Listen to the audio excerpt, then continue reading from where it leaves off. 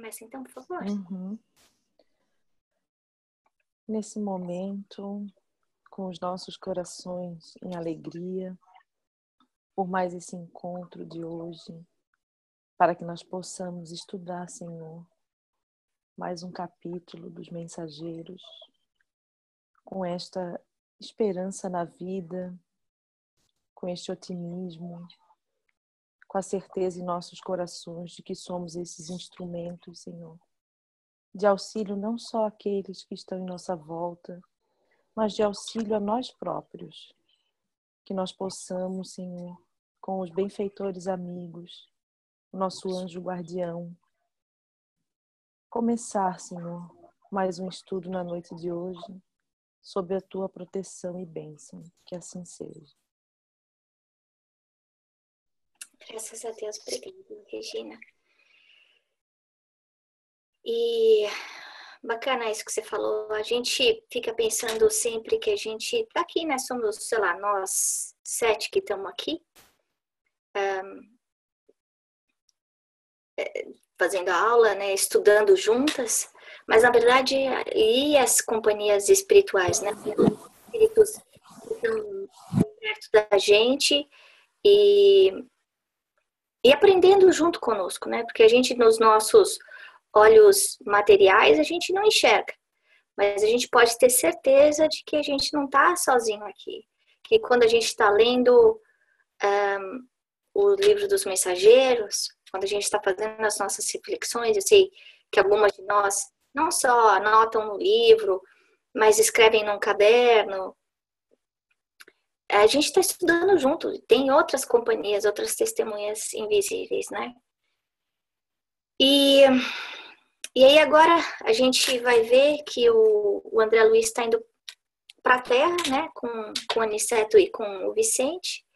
E continuando a viagem deles. E a gente for pensar, teve tanto aprendizado lá no Campo da Paz. Um dia. Aí a gente vê o cuidado que eles têm com o uso do tempo. O gerenciamento do tempo, a escolha das coisas que eles fazem. Esse gerenciamento do tempo é tão importante que ele fala, olha, a gente vai estar pegando esse automóvel que parece, como o André fala, né, um carro voador, para compensar o tempo que a gente passou aqui no Campo da Paz. Mas essa parada aqui no Campo da Paz foi muito importante por 2 motivos.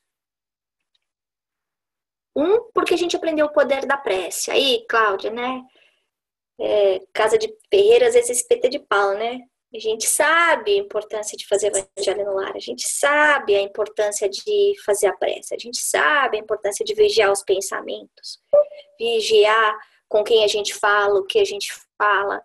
O conteúdo dos livros que a gente lê. Você vê que isso é tão importante que no decorrer desse capítulo, André Luiz vê coisas feias e não quer nem descrever, não pode descrever a pedido de Aniceto, né? Então, primeiro a gente vê essa estadia dele no Campo da Paz, a importância e o poder da prece. E a outra coisa que a gente aprende junto com eles é a causa do desequilíbrio, que tudo começa na mente, né? Então, muitas vezes pela nossa desatenção, pela nossa invigilância, a gente acaba perdendo a mão de como a gente trata as pessoas, de como a gente trata a vida, como a gente vê os problemas, né? E aí a gente acaba podando as nossas próprias asas espirituais, que são fruto do nosso despertamento consciencial. E o Aniceto fala para eles, olha, depois, mais para frente, na parte da habilitação, ele fala assim, vocês podem alcançar isso a qualquer hora. Gente, é só você querer. Porque a conquista sempre vai vir, é lei, não é privilégio, não é promessa, não é história. É a lei da semeadura, do plantio e da semeadura.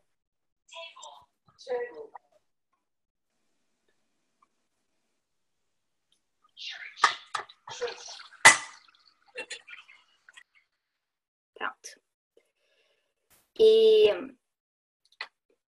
Então, a gente saber a importância da gente fazer a nossa reforma íntima, né? E como a Cláudia estava brincando aí no começo, se a gente percebe que a gente está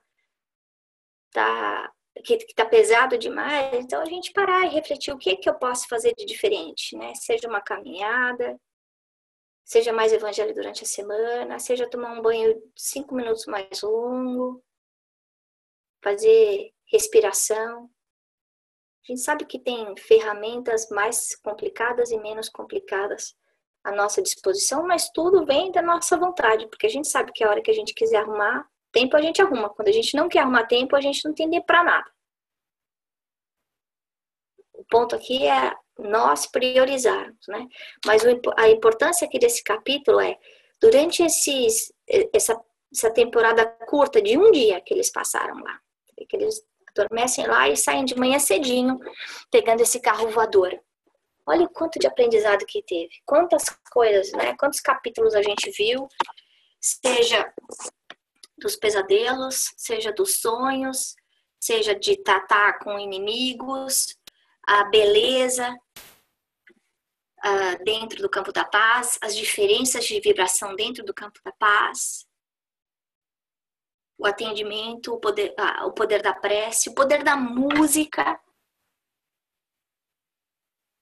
levando aí uma mensagem mais celestial, a importância da amizade real, da qualidade das conversas, da pureza de coração, né? Porque muitas vezes a gente acaba convivendo com gente que a gente não tem nenhuma afinidade.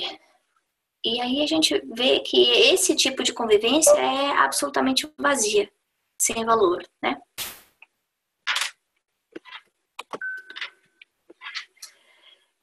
Aí, nessa história das asas, né, que dá um pensar, puxa vida, então todos nós podemos ter as nossas asinhas angelicais? Ele fala assim, sim, o Aniceto responde, né?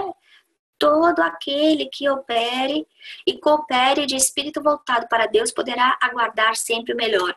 Por isso que a mãe da gente falava pra gente, ó, coisa boa acontece para quem faz o bem. Se você tá tentando acertar, vai dar tudo certo. Por quê? Porque é lei da vida. Né? A vida sempre vai ecoar pra gente aquilo que a gente está falando, né? Não é promessa de amizade, né? É lei.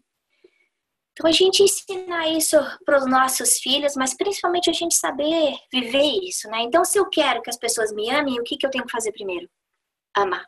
Se eu quero ser perdoada pelas coisas erradas que eu já fiz no passado, o que eu tenho que fazer? Perdoar.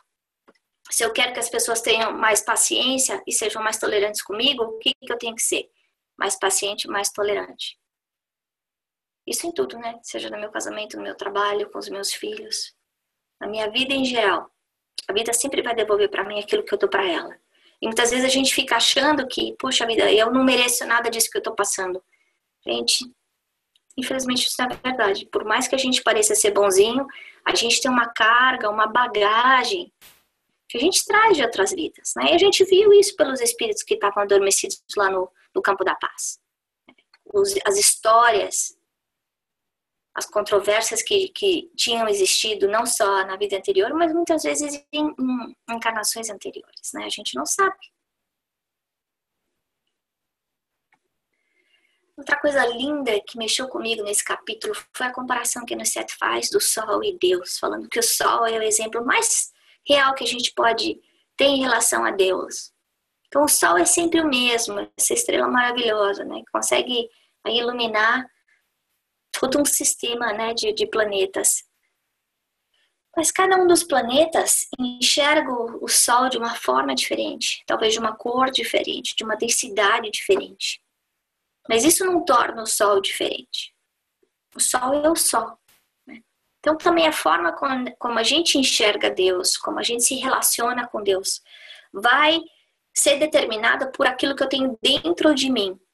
De como é que eu enxergo a vida. Se eu enxergo a vida com revolta, se eu enxergo a vida de uma forma crítica, eu vou enxergar um Deus crítico. Porque é isso que eu conheço. Né? A gente, dentro da nossa imperfeição, fica muito difícil entender um ser perfeito como Deus, né? Criador, infinito no seu amor e na sua perfeição. Mas parar para pensar, né? Como é que a gente está enxergando Deus? Quem é esse Deus? É esse Pai que me dá oportunidades boas, mas também oportunidades difíceis para eu aprender, né? Porque da mesma forma que a gente viu aí no Campo da Paz, tanto o André Luiz quanto o Vicente foram expostos para situações muito opostas, de beleza celestial, como a gente viu aí na música Prece da Esmalha, como naquela parte tenebrosa em que ele foi lá naquelas câmaras quase que numa escuridão total, né? Que ninguém enxergava nada de tanto breu, e que as pessoas estavam ainda imersas completamente na sua matéria mental negativa. Como é que eu estou trazendo esse Deus para dentro da minha vida? E se eu aceito Deus como ser bom, perfeito, maior, como é que eu estou vivendo como filho desse Deus, né? Eu estou sabendo viver os ensinamentos dele, porque é isso que a gente espera dos nossos filhos. A gente fala, puxa, você tem que me obedecer, né? Porque eu sei mais do que você, confia em mim. Eu já passei por isso. Muitas vezes a gente tem essa dificuldade, porque a criança não tem maturidade para entender aquilo que você está tentando explicar. Então a gente está atento em relação à nossa maturidade. Entender que as dificuldades que a gente tem na vida são para o nosso próprio proveito, são oportunidades que a gente tem para começar a decifrar nós mesmos, né? As nossas limitações.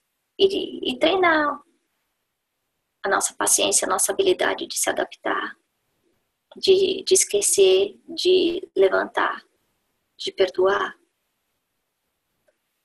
de viver a caridade, de ser menos egoísta, menos orgulhoso, né?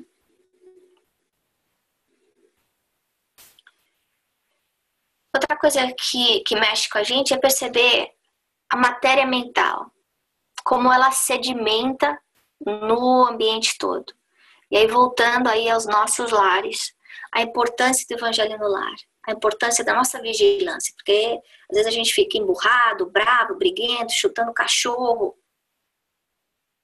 A gente esquece que a gente está poluindo a atmosfera da nossa casa, a atmosfera onde todas as pessoas que estão dentro daquele lar vivem e convivem. Interessante é que no capítulo 15 desse livro, ele fala dessas zonas inferiores, né? Quando ele está saindo do nosso lar, que eles fazem esse caminho mais difícil para a crosta, justamente para poder passar por esses aprendizados, né, da importância da matéria mental, da influência do pensamento no nosso bem-estar. Ele fala da mudança da natureza, da dificuldade da caminhada, da dificuldade de até respirar, né? Não consegue mais volitar, ele estava volitando na hora que sai do nosso lar, e de repente chega uma hora que a atmosfera está tão densa que não consegue volitar.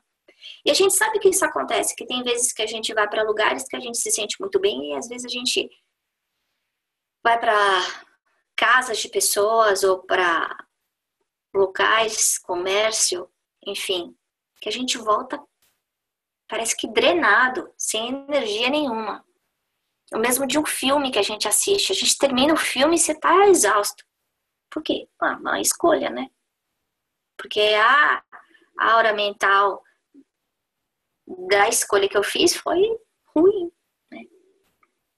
Então a gente lembrar de tratar a nossa casa como um oásis, preservar. Quem é que eu trago para dentro da minha casa? Quem é que eu divido a mesa? Que tipo de conversas que eu tenho dentro do meu lar? Qual é a qualidade de música que eu ouço? Os filmes que eu coloco na minha televisão? Porque tudo isso é matéria mental que vai estar impregnando dentro da minha casa.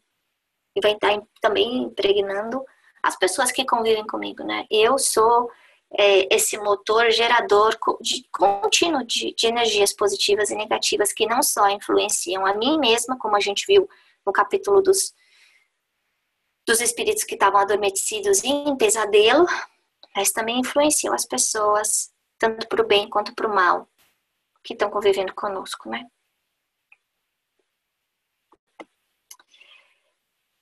E aí eles começam a chegar na Terra, e é interessante que ele fala, a gente não chega por cima, né? É como se a gente chegasse horizontalmente na Terra, né? Como se estivesse chegando ao longe. E ele fala, a gente usa a força centrípeta. Então é outra coisa para a gente parar para pensar, que as leis da física, elas são leis que regem o universo inteiro, que vão estar presentes em outros lugares, dentro de certas condições, claro, né? E que aí eles acabam aproveitando essa energia centrípeta para conseguir se aproximar. E como é que eles sabem como chega? Pela força do pensamento. E aí a gente vê a importância também da qualidade do pensamento como se ligando,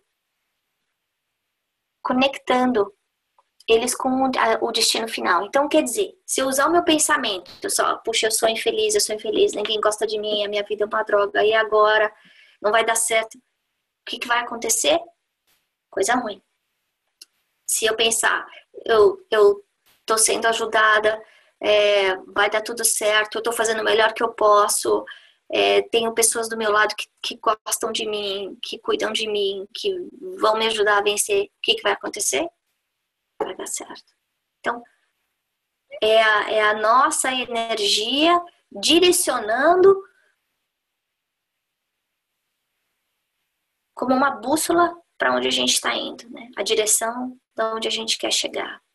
Que é fundamental. Então a gente também faz essa pergunta, né? Onde é que eu quero chegar? Eu quero ser uma pessoa amarga, eu quero ser uma pessoa que só reclama, eu quero ser uma pessoa em que consiga tocar o coração de vários, faça diferença, eu quero simplesmente ser reconhecida como alguém que passa medo, por isso as pessoas seguem o que eu estou falando.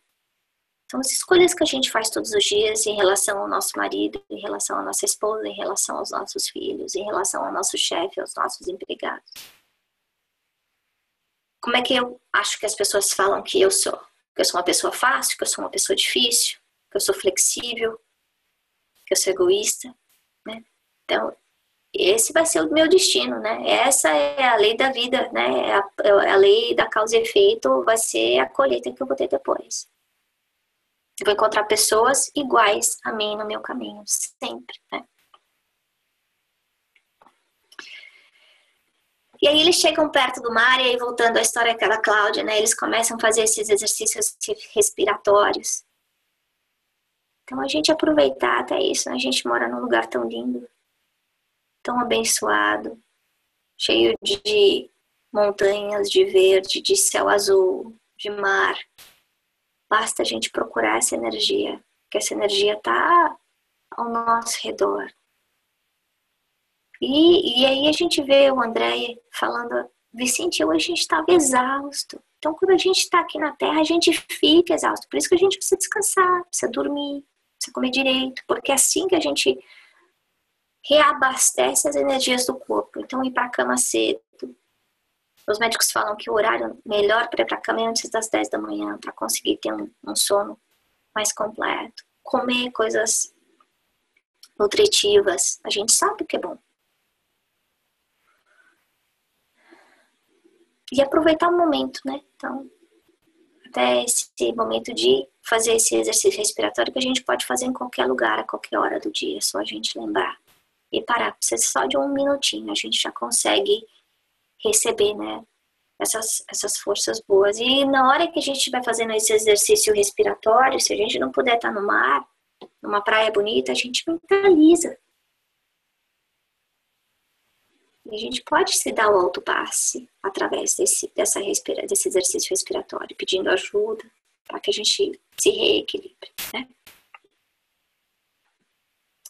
E era isso que eu tinha para falar para vocês hoje. E quem quer comentar agora?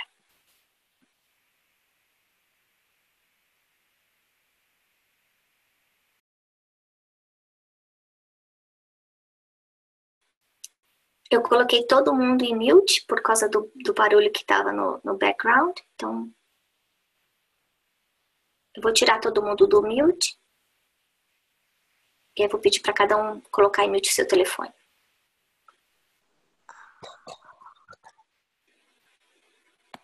Ana, eu estava pensando ali na questão que tu abordou do aspecto do sol e também do mar, porque realmente a gente tem essa beleza, né, que representa Deus, assim, e o mar que é realmente um refazedor, assim, de energias.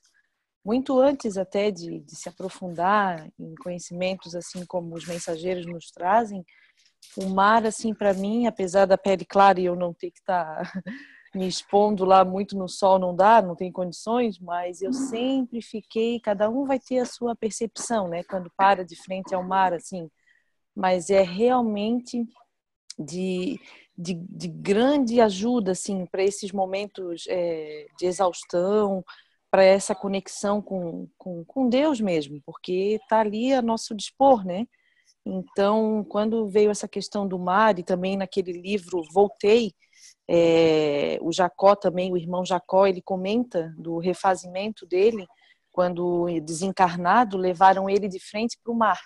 Então, realmente essa dica da gente, a gente deve aproveitar essa dica de nesses momentos assim, quando a gente está muito tenso devido à própria atmosfera da Terra, a outra realidade que a gente sabe que a gente vive no planeta de provas e expiações ainda, passando, né, aí para a transição, para se regenerar, mas esse peso a gente realmente sente. Então, essa dica assim do mar, do contato com a natureza, foi realmente assim muito importante, né, nessa leitura aí para mim. E fez eu lembrar, né, do irmão Jacó, do livro, e de quanto a gente pode buscar essas alternativas. Obrigada, Regina. Quem mais quer comentar? E a gente vê a presença da natureza várias vezes nos livros de André Luiz. Principalmente a parte de ir em floresta, em campos abertos e perto de praia. Então, a gente aproveitar também, né, na nossa escolha de como a gente está usando o nosso tempo, né? Se a gente está caminhando, para a gente não caminhar em si mesmado, só pensando nos problemas, só olhando para baixo, a gente aproveitar o que está ao nosso redor, né?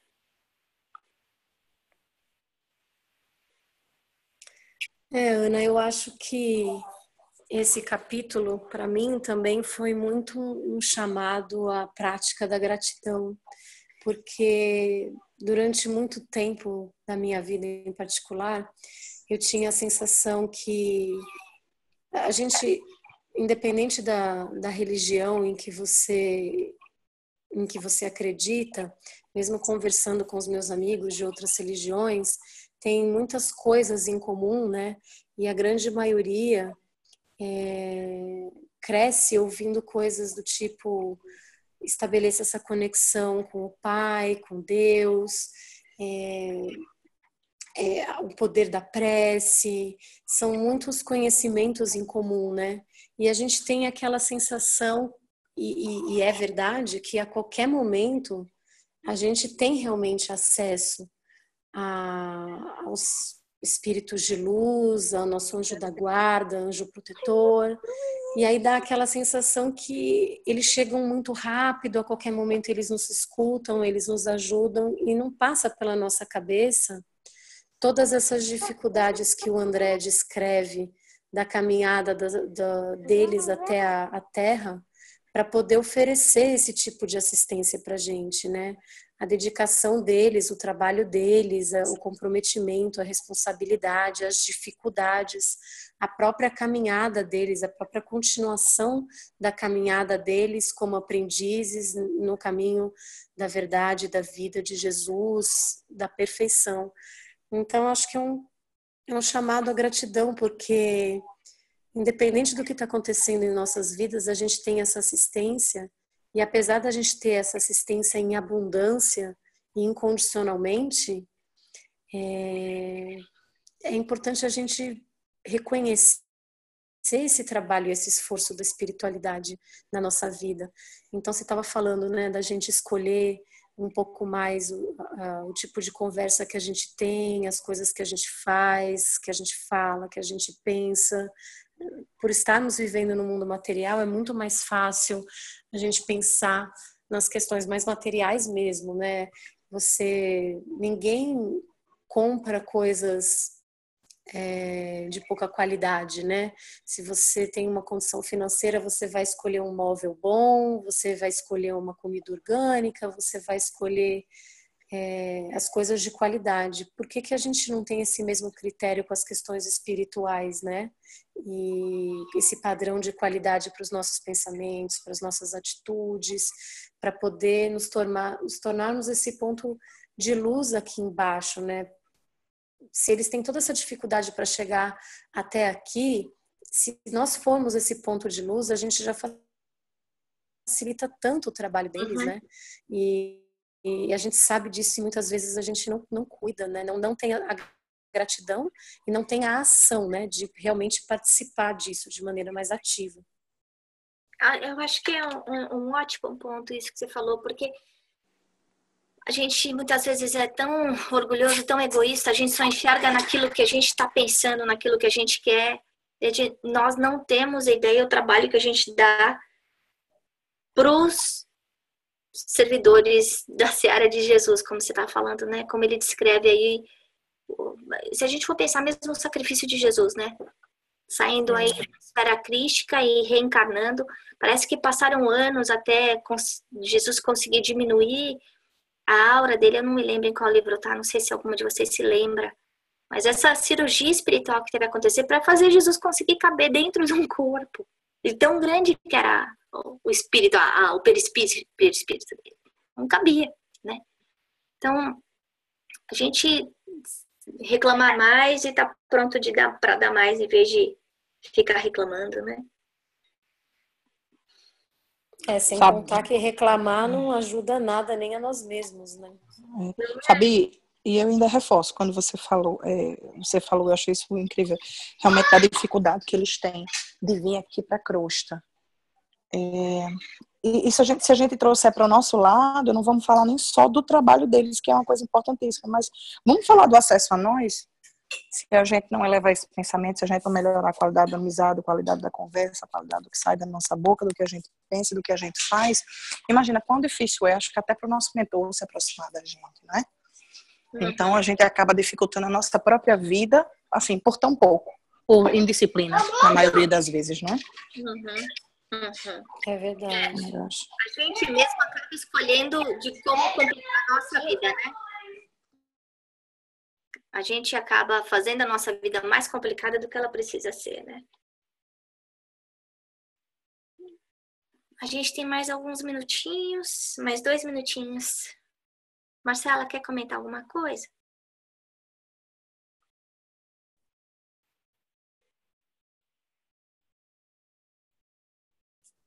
Uma coisa que eu tô me lembrando, você tá perguntando para a Marcela, mas quando ela se ajeita. Você tá aí, Marcela? Oi, gente, desculpa, eu estava em mute aqui, não estava conseguindo tirar. Estou aprendendo com vocês, eu prefiro ficar quietinha e aprender com vocês. Obrigada.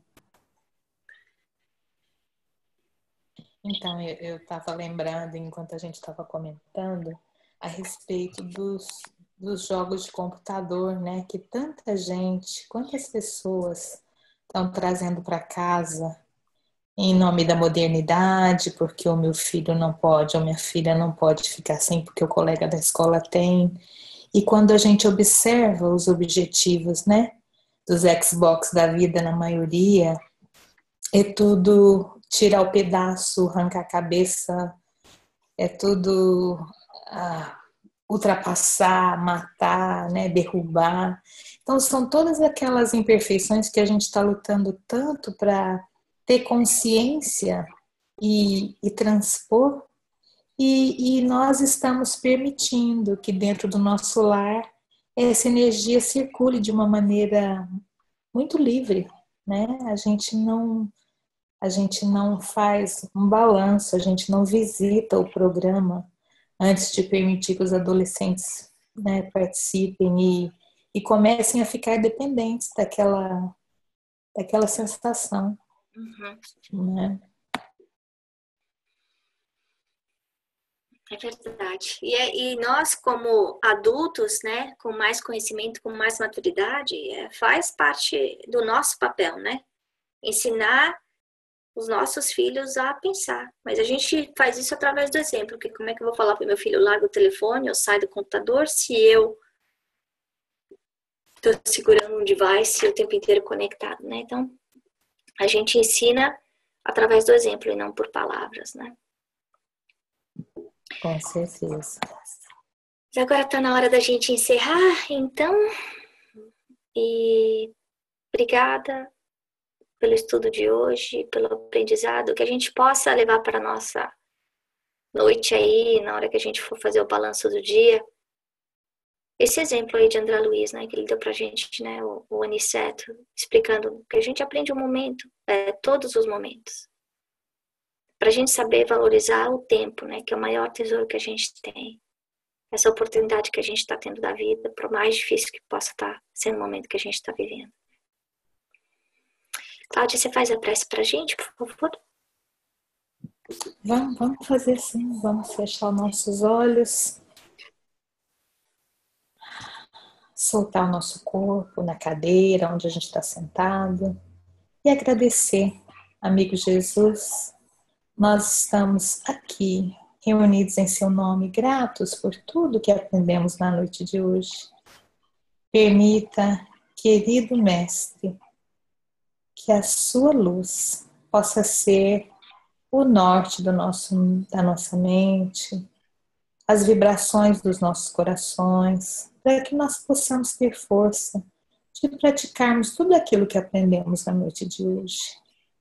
Obrigada, querido amigo, pelos mentores espirituais que nos assistem, que nos auxiliam, que durante o nosso sono, na noite de hoje, nós possamos visitar as escolas espirituais para que reforcemos esses conceitos e possamos encontrar, junto com os nossos professores espirituais, as soluções necessárias para todos os projetos da nossa vida.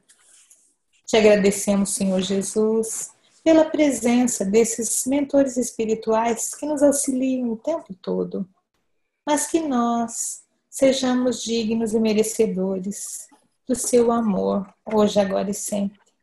E em seu nome, Senhor, nós estamos encerrando os estudos da noite de hoje. Que assim seja, graças a Deus. Meu Deus. Que assim seja. Graças a Deus. Boa noite, gente.